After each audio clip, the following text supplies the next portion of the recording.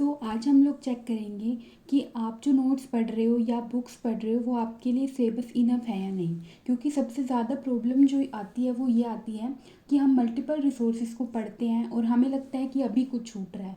तो अपने आप को हम कैसे मतलब सेटिस्फाई कर सकते हैं कि यस हमारा इतना जो कंटेंट है वो इनफ है।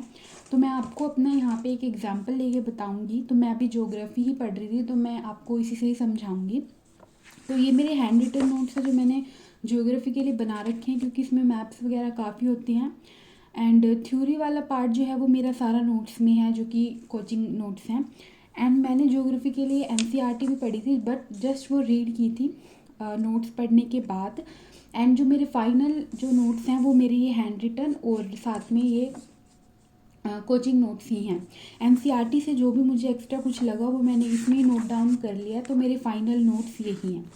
तो आपको करना क्या है, जो भी आपके फाइनल नोट्स हैं या फिर आपने अगर कोई बुक पढ़ी है तो उसमें से कोई भी चैप्टर उठाओ एंड उस चैप्टर को पहले अच्छे से रिवाइज कर लो। रिवाइज करने के बाद आपको पीवाईक्यू प्रैक्टिस करने हैं उस टॉपिक के। जैसे मुझे तो इस नोट्स के एंड में जो है हर टॉपिक के पीवाईक्यू मिल जाते हैं, तो मैं नोट्स पढ़ने के बाद ये पीवाईक्यू प्रैक्टिस करके देख लेती हूँ।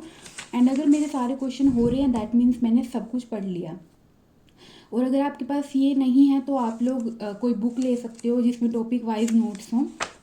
तो ये पहला काम हो गया। सबसे पहले हमने रिवीजन करनी है, उसके बाद पीवाईक्यू लगा के देखना है। फिर आप कोई भी ऑनलाइन जाके गूगल पे टॉपिक का नाम डालो उसका, एंड कोई भी टेस्ट जो है वो लगा के देख लो, क्योंकि उसमें रैंडम क्वेश्चन आएंगे तो वहाँ से भी आपका चेक हो जाएगा कि आपने सब कुछ पढ़ा है या नहीं पढ़ा है। तो आप यहाँ पे कोई भी लगा सकते हो। काफ़ी सारे एमसीक्यू टेस्ट आपको मिल जाएंगे। तो जैसे मैं फर्स्ट ही ओपन करके दिखा देती हूँ आपको।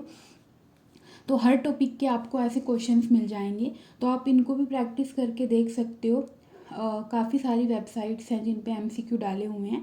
तो यहाँ से आपके डबल चेक हो जाएगा, पीवाईक्यू भी हो जाएंगे और रैंडम क्वेश्चन जो आपको मिलेंगे वो भी हो जाएंगे। अगर इनमें आपको कुछ एक्स्ट्रा लगता है तो आप जाके चेक कर सकते हो कि ये मेरा कहीं छूटा तो नहीं, या फिर आप यहीं से नोट डाउन कर लो कि ये अलग से मैंने पढ़ा था, तो अपने नोट्स में ही लिख लो उसको। तो ये जो है आपके लिए बेस्ट तरीका काम करेगा। नहीं तो आप इधर उधर नोट्स ही ढूंढते रह जाओगे एंड कभी ये नोट्स कभी वो नोट्स, ये छूट गया वो छूट गया। ये सबसे बेस्ट तरीका है, और बार बार अपने इन्हीं नोट्स को रिवाइज करो। एंड अगर आपकी इससे कोई भी हेल्प हुई हो तो मुझे कमेंट करके ज़रूर बताना। एंड अगर कुछ और भी अगर आपको पूछना है तो आप कमेंट्स में बता सकते हो। Thank you so much.